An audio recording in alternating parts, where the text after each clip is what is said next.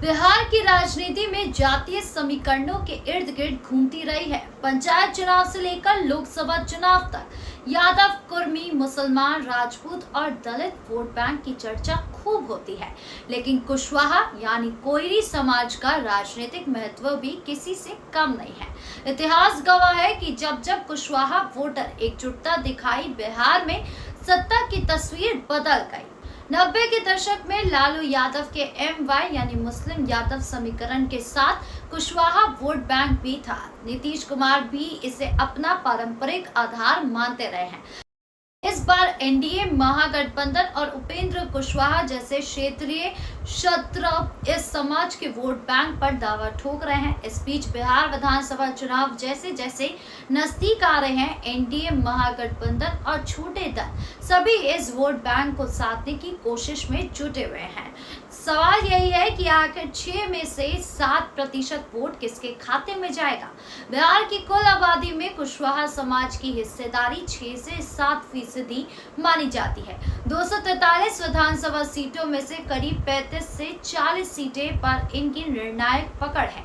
पटना, नालंदा, भोजपुर, समस्तीपुर, वैशाली, सिवान, गोपालगंज, पूर्वी चंपारण, दरभंगा, जहानाबाद और गया जिलों में इसकी अच्छी खासी संख्या है। लालू प्रसाद यादव का शासनकाल 1990 से 2005 के दौर में शुरुआत में यादवों के साथ रहा। इसका बड़ा हिस्सा RJD के पक्ष में मतदान करता रहा।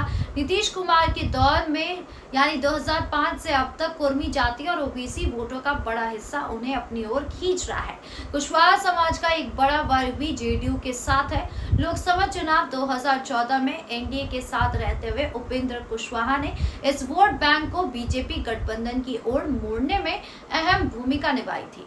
यही वजह है कि नरेंद्र मोदी सरकार में वो मंत्री भी बने और उन्होंने पार्टी का विस्तार भी किया। लोकसभा चुनाव 2019 और उसके बाद तेजी से आगे बढ़ने के चक्कर में उनका सियासी दाव कमजोर पड़ गया और पिछड़ गए। वर्तमान में राष्ट्रीय लोकमंच के नाम से बिहार विधानसभा में एक बार जोर आजमाइश में जुटे हैं। बिहार में जातीय समीकरण की राजनीति में 6 से 7% वोट बेहद निर्णायक साबित हो सकते हैं। 35 से 40 सीटों पर सीधे असर और 60+ सीटों पर अप्रत्यक्ष असर डालने की विषमता इस कम्युनिटी में है। यदि कुशवाहा वोट एकमुश्त किसी खेमे की ओर झुकता है तो सत्ता परिवर्तन की चाबी इस बार भी इसी समाज के हाथ में होना तय है।